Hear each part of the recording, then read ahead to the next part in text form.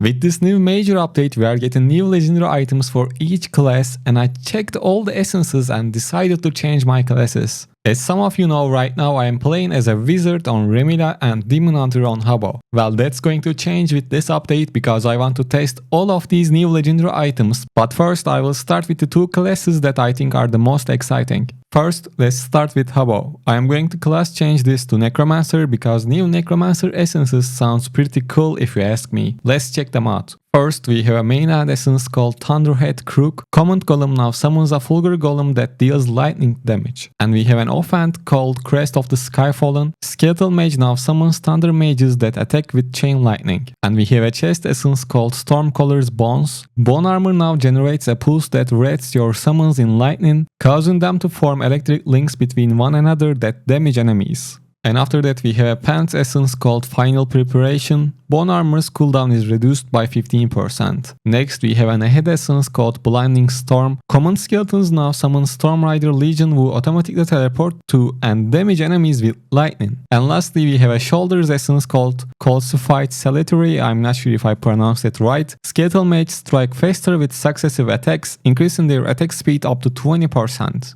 I don't know, it just sounds cool to have summons with lightning abilities. That's why I want to class change to Necromancer right away, and these are probably not going to be that useful for PvP, but I want to create new PvE builds that revolve around these new summon essences.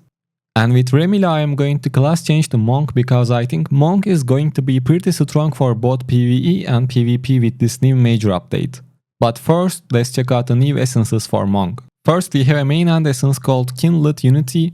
Shield of Zen now attaches fire blessings to you and your allies, allowing your primary attacks to ignite enemies. After that we have an offhand essence called Thramin Ferocity. Within Inner Sanctuary you and your allies deal 8% more damage.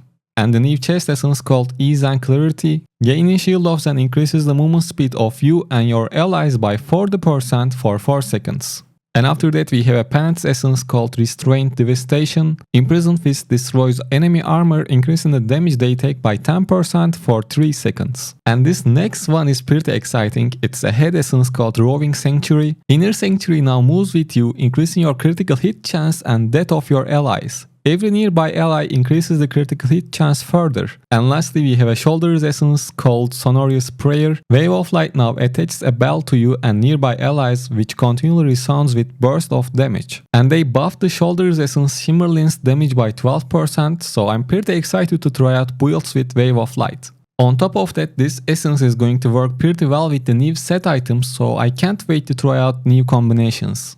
And that's all. I just wanted to update you guys about what I am thinking to do, and I am open for your suggestions. If you can convince me to try another class, I can do that too, but probably I will go with these first. Then I will visit all other classes once I am done with Monk and Necromancer.